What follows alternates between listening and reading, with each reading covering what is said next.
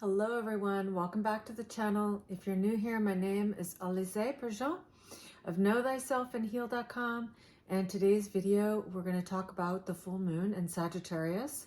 So this is occurring on June 3rd, 2023, and it's exact at 11:42 p.m. Eastern Standard Time. So the full moon is whenever the moon opposes the sun.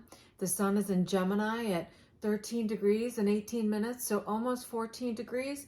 And the moon then is opposing at 13 degrees, 18 minutes of Sagittarius.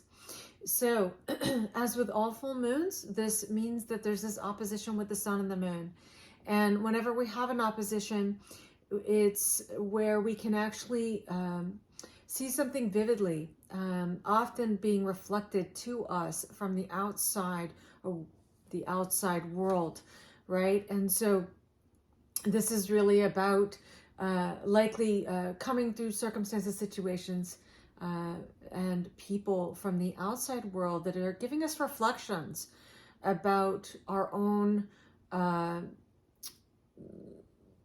Sagittarius, Gemini consciousness, right? So this is the axis of consciousness that has to do with our communication, our thoughts, perceptions in communication, and also our beliefs about that.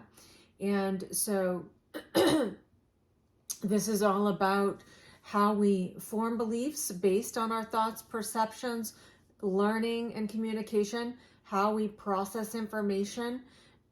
With this being a yang axis in consciousness, this is very much how we also distribute information.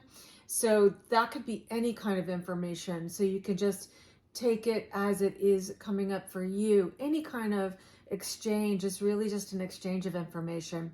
And so this is why Gemini and Sagittarius can very much be about short distance travel, long distance travel, different cultures, but also different languages. So this could even be the arts. So how we're expressing ourselves or communicating ourselves through our own personal form of art, or how we express creatively, right? And I say this because Mars is in Leo and Venus is about to move into Leo. And so this is really interesting because right after the full moon on June 5th, Venus will enter Leo and oppose Pluto. So as we've already experienced the Mars opposition Pluto from Leo and Aquarius, now we're experiencing Venus from this Leo archetype to the Aquarius archetype where Pluto is, right? So Mars and Venus is always going to be about how we self-actualize our own light, particularly with it being in Leo and Aquarius, you know, how we actually go after what we want, how we put forth effort or apply our energy, which is Mars, and then, you know, how we are also receiving back from the way in which we actually apply our energy. Are we getting the results that we desire and that we are looking to get? We can get the opportunity to really reflect, notice the reflections, and see if we're actually on target. So now, you know, with this sun and moon opposition in Gemini and Sag, as I was saying, you know, this is very much about how we just communicate and express ourselves. And, you know, with the sun in Gemini, this is about self-actualization through the Geminian lens, because the sun is always going to refer back to that Leo, because Leo is actually ruled by the sun. So how are we self-actualizing ourselves through our ideas, thoughts, perceptions, communication of those ideas, thoughts, and perceptions, right? And how those actually also play into our beliefs and belief structures. So when we have a sun opposition moon with this Gemini Sag, this could really be looking at, are our beliefs really in alignment with what we're perceiving, what we're thinking, how we're communicating? Is everything in alignment? Or, you know, is there something that is not in alignment in regards to how we're actually self-actualizing ourselves through the way in which we communicate? And the way in which, we also express our own belief systems. So this could be coming up. Now, what's interesting is that Jupiter is conjunct the North Node. Jupiter is the ruler of the Sagittarius full moon. So being that Jupiter is conjunct the North Node in Taurus, this is potent because this is really about, our own beliefs about our own value and about ourselves as a resource, as well as how we share who we are as a resource with others. And so, we could be seeing our beliefs really about that. And are they actually in alignment? Is there like a mutual regeneration of energy when we've shared our own selves as a resource, as well as our own higher learning and education and belief systems with others? Are we being valued? And are we also valuing ourselves? And this is potent because really, we could really be seeing, because Taurus in its shadow aspect can very much be where we've allowed people to take from us. And so we've allowed others to extract from us, and without valuing us or giving us a good return on our investment. Taurus is very much about, am I getting a good return on my investment? And so with Jupiter there and with everything going on, we could be seeing, well, am I getting a good return on what I'm investing in? What do I believe about that? And, am I coming to a completion in regards to that and the ways in which I've been sharing myself as a resource? And, the fact that Venus opposes Pluto on June 5th, just 2 days after this full moon, this is very much a part of the picture is, we could really be seeing, are my relationships really valuing the resources that I share with those relationships on any level? And that could be including the way in which we actually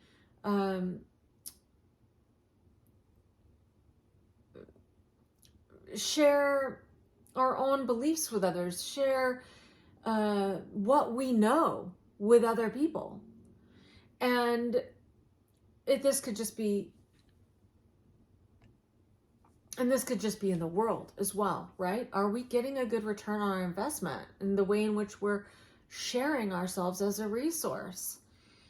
And if not, then the opposition with Venus and Pluto just 2 days after this full moon, it wouldn't be surprising if there is some friction in relationships, and recognizing where that Venus and Pluto, we might find that, there may be one person that's more Plutonian and actually extracting, and one person that's more Venusian, that's maybe sharing too much.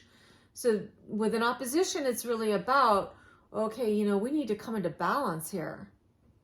And this isn't balanced. If there's friction, it means it's not balanced, right? That there needs to be there's a reflection there. And, let's just say there's one person that's taking more than another, or that is not sharing equally with the other, then one person in that equation is probably overgiving, right? And that can also be something that is contributing to the situation. So now the interesting thing is that Mercury in the full moon chart is in a completing conjunction with Uranus. Remember that Mercury went retrograde on April 21st. It just came out of shadow phase from its retrograde cycle. It did go direct. We know that. And then it's been in its post-shadow phase. So it's been covering the degrees that it retrograded through. And it just came out of that on June 1st. So we've just come out of post-shadow of Mercury, and then it conjuncts Uranus. And so this is about the integration of that Mercury retrograde cycle And, just remember that when it went retrograde, it came very, very close to Uranus, and then retrograded, came very, very close to the North Node in Taurus, and then went direct. So this is very much about getting this opportunity to look at whatever it is between this quickening of our understanding of our own values and self-value, and how we're really investing ourselves and investing in ourselves or not, right? And then also, with the nodes of the moon now finishing up in Taurus and Scorpio, which will be done in July, right? Are we really recognizing emotionally our own personal value, and really coming to recognize how we've been investing in ourselves or not investing in ourselves, or again, potentially looking at, are we allowing others to extract from us, or is there a mutual regenerative energy, personally first and foremost within our own consciousness, but then how that then, of course, we relate with others. We want to get this down really good. We want to be really valuing ourselves, making sure that we aren't leaking our power. And because when the nodes move into Aries and Libra, this is going to be asking us to really make sure that the relationships we're investing in with our own consciousness and energy and vibration, that there's a good return on investment. And, it won't be surprising if we need to let go of people. And we probably already have been letting go of people, but, and by the way, that also means situations and circumstances that are not really a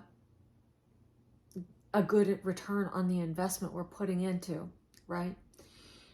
This could also have to do with intimacy. So we could be finding that, we need more intimacy in relationships, or that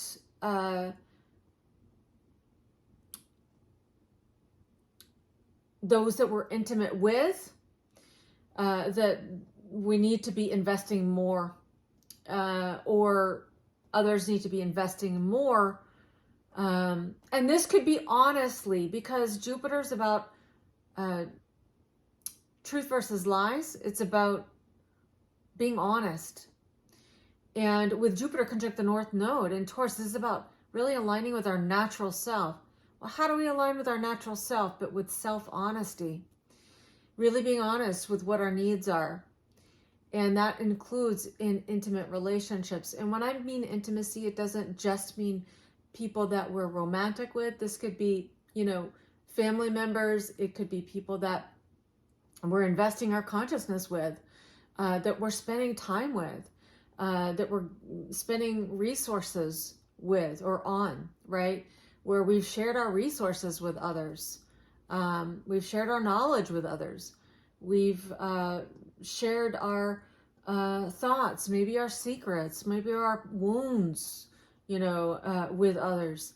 So this is really about making sure that we're being honest with ourselves first, so that we have the capability of being honest and honestly sharing with others, so that there's not any hidden things going on in relationships that is potentially eventually to cause pain in relationship or wounding in relationship. Because remember, Chiron is in Aries. And so this has very much to do with the wound to the identity through imbalances in relationship. So with the Mercury in this balsamic conjunction to Uranus, this is really powerful. This is about integration, integrating what we've learned so far, seeing how what we've learned is contributing to our belief systems now, and how that correlates to our own self-value, and really, really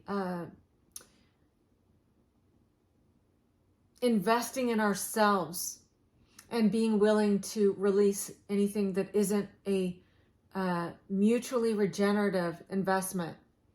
It's got to be good for both people. And this is what Taurus and Scorpio is about, as well as Aries and Libra. So now Mercury is the planetary ruler of the Sun and Gemini. And so it is important what it's doing here. And so, this is pretty amazing because Mercury, with this conjunction with Uranus, we could really be having communication that comes to us that assists us to really complete the picture, to actually have more of a holistic understanding of a situation or circumstances. And this could be circumstances that we experienced thus far. It could even be something that we experienced in our past, maybe in our childhood, our upbringing, and how that correlates to how our relationships have unfolded up to now, or how circumstances have unfolded to now. We could be getting these aha moments and recognizing, oh, I get it now. I'm getting more of a complete picture of what I need to know in order to actually really be able to attract the reality that I desire to embody. And because, we have to really have belief systems that support what we desire to embody in order to truly attract what we desire in our life, in our reality. And so this full moon could really assist us in doing that. So whatever's coming up for us could be the reflections that could be helpful for us to make new choices, new understandings, new thoughts, perceptions, and new beliefs to support our new reality. And, as Mercury moves over that Uranus and continues and carries on, as it is the faster moving planet, we're going to have the information we need to then begin to communicate, likely in a more effective way. And also, I think in some ways really be able to attract new connections, because Mercury is the planetary guide to the Sun in Gemini, and Gemini is all about connecting with people, places, things that are going to assist us to learn more, to expand our consciousness more. And remember that Jupiter is about expansion of consciousness, and Uranus is about integration of consciousness. And so with that Mercury balsamic Uranus, with Jupiter conjunct the North Node, this is about expanding our consciousness. And this is why, with this Venus opposing Pluto just days after, we can, maybe find that we need to release relationships so that we can actually be at the vibration in order to really attract what it is that we do desire, what type of relationships we desire, what quality of intimacy we're looking for in any kind of investment of relating. And as well as the clarity necessary for those kinds of investment of our consciousness. And so, we could find that we get the information we need to get in order to actually start getting out there and making new connections, so that we can learn more about our own selves and our own needs with this new expansion of consciousness. And new expansion in learning as well, right? So, pretty powerful full moon. And it is a little bit chaotic because of the connections to Uranus with Mercury. And with, Pluto and Aquarius and Venus moving towards that to oppose. And remember, Venus is at 28 degrees, 39 minutes of Cancer. And so this could be emotional, full moons can always bring up our emotional content, they can be emotional because we're really sensing this discrepancy between the inner world and the outer world. where there's gaps that need to be filled, that need to be fused. And so with Venus in Cancer, and then right off the bat, after, as it moves to oppose Pluto in Aquarius, you know, this could feel a little erratic of energy. And but you know, I think where we could expand our capacity to ground is going to be helpful with Jupiter conjunct the North Node, and just, you know, take it step by step, and really do what you can to take care of yourself, and recognize that if there is erratic energy, that you can allow that to just sit. And you know, as soon as you're able, you can allow the information to settle and come to more understanding as the lunation continues, and then we move into the new moon, our next new moon. So